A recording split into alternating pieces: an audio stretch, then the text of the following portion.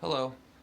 I just finished reading a biography of the life of Michelangelo. It's by Ascanio Condivi, and it was written in Michelangelo's lifetime. Ascanio um, was a tutor, a pupil of Michelangelo. I wanted to read it because my friend Ben just got back from he was in Florence, and he uh, got to see the statue of David, and he got me that little sculpture that you might have seen in one of my other videos.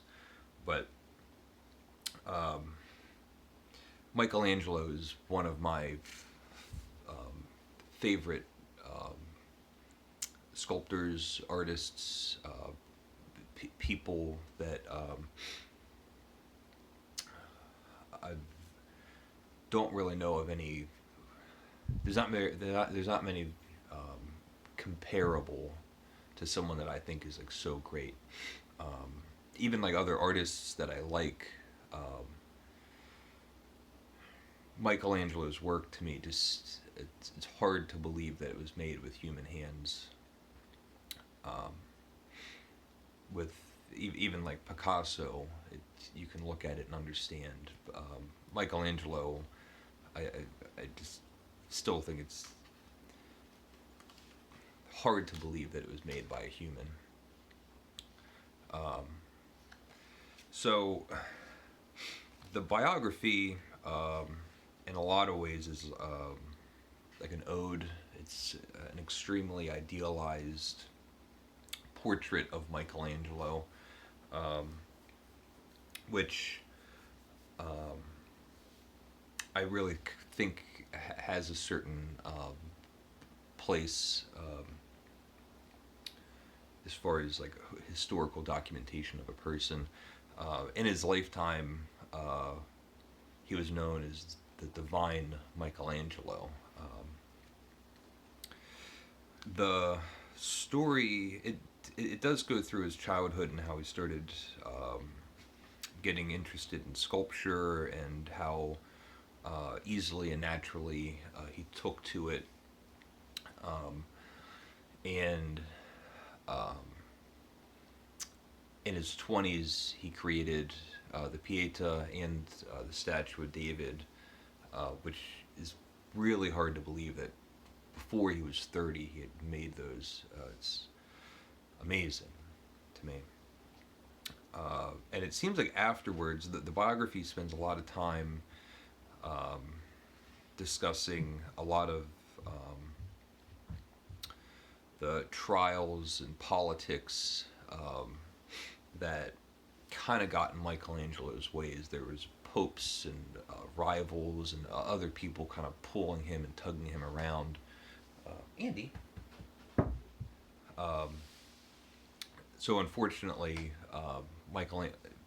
during Michelangelo's productive years, which was long, he had a lot of false starts and projects that went unfinished.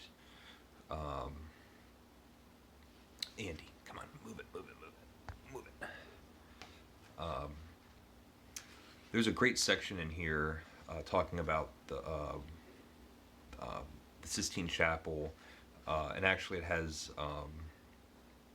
like a panel by panel explanation of all of the stories through the Old Testament, which is pretty terrific. Um, and I bookmarked. This kind of gives you an idea of like the idealized image or figure that Condivi um, illustrates in his biography. Uh, I'll just read a portion. The truth of this is shown by his figures in they are displayed so much art and knowledge that no other painter whatever could imitate him.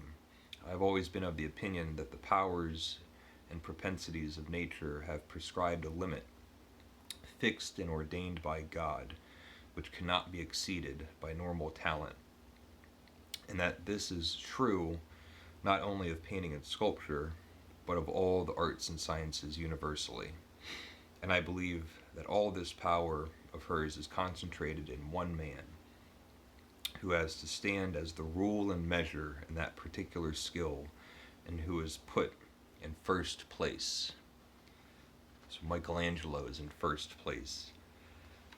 And then he kind of has like these funny examples where it's who can you think of after naming a few great people?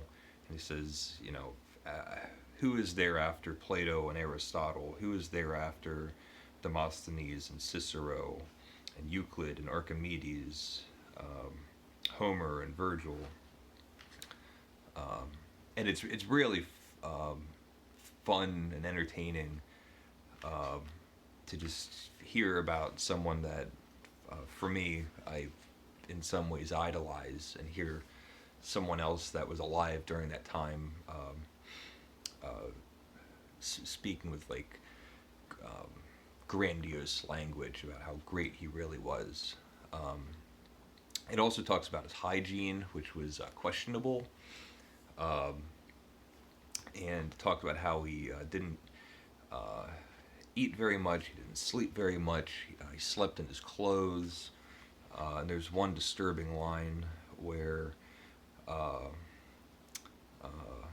he would sleep in his clothes and in the boots which he had always worn for the reason of cramp, from which he has continually suffered as much for anything else. And sometimes he had been so long in taking them off that subsequently, along with his boots, he sloughed off his skin like a snake's, which is disgusting. So that's it. I mean, it was really nice to sit down and just read a story about someone that I admire. And I'll end with maybe like a little fact that I know about Michelangelo. A lot of people probably already do know it, but as far as a sculptor, instead of working around a piece of stone and removing pieces on all faces of the marble, Michelangelo, as far as I know, is the only person documented that didn't work that way as successfully. Michelangelo started on one side and just sculpted straight through the marble, and these figures would emerge out of them. And Michelangelo believed that the figures were inside of the stones, and he was just removing all of the excess. And you can look at his unfinished works and see how it looks like it's just been taken off. We have finished parts kind of popping out of rough stone. Really, really cool. So I'll end there. It was The Life of Michelangelo by Ascanio Condivi. So if you have any questions or comments, you can leave them if you'd like. And thank you for watching. Bye.